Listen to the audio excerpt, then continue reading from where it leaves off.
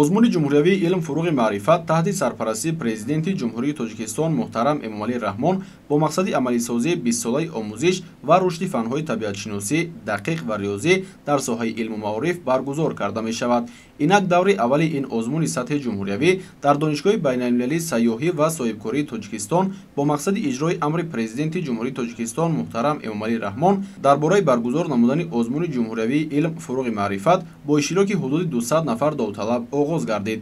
Зимни ҷаласаи ифтитоҳии ин озмун иттилоъ дода шуд, ки дар даври донишгоҳии озмуни илм фуруғи маърифат донишҷӯёну магистрантон ва омӯзгорону докторантон аз рӯи номинатсияҳои математика, физика, химия, биология, география ва технологияи иттилоотӣ миёни ҳам сабқат мекунанд. дар донишгоҳи байналмилалии сайёҳӣ ва соҳибкории Тоҷикистон даври донишгоҳии озмуни ҷумҳуриявии илм фуруғи маърифат ҷараён дорад.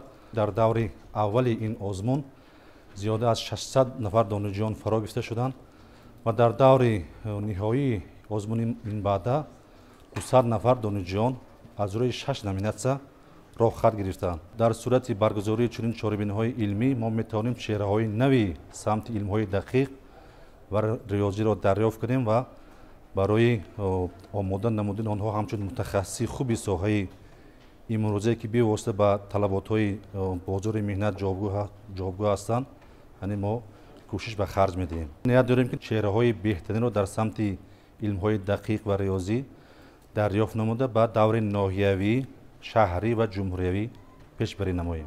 аз ҷониби роҳбарияти донишгоҳ бо мақсади санҷиши донишу малакаи довталабон озмоишгоҳҳои таълимӣ ва дигар синфхонаҳои фаннӣ бо сатҳу сифати баланд омода карда шудааст.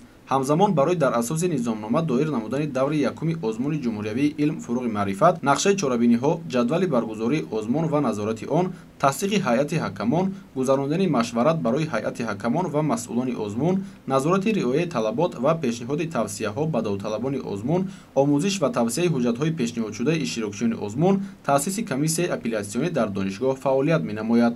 иттилоъ дода шуд, ки ғолибони ҷойҳои ифтихорӣ аз ҳисоби довталабони донишгоҳ дар сатҳи ҷумҳуриявӣ аз ҷониби роҳбарияти муассиса бо ҷоизаҳои гуногун қадрдонӣ мегарданд ва ҳамзамон аз як қатор имтиёзҳои дигар дар рафти таҳсил бархурдор хоҳанд гардид.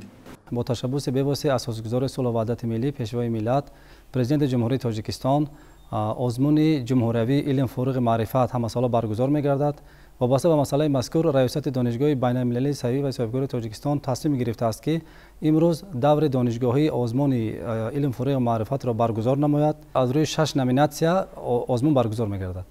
таъкид кардан ба маврид аст, ки озмуни ҷумҳуриявии илм фуруғи маърифат бо мақсади рушди тафаккури техникӣ, тарғиби ҷаҳонбинии илмӣ, дастрасӣ пайдо кардан ба техникаву технология, тавсияи ихтироъкорӣ ва навоварӣ, пайвасти илм бо истеҳсолот, ҷалби бештари хонандагону донишҷӯён ва дигар қишрҳои ҷомеа ба омӯзиши фанҳои риёзӣ, дақиқ ва табиӣ, ҳамчунин дарёфт ва муаррифии истеъдодҳои нав дар ин самтҳо баргузор карда мешавад. озмуни мазкур дар соли равон аз рӯи 7 номинатсия дар 4 давр давоми моҳҳои апрел-октябр сурат мегирад.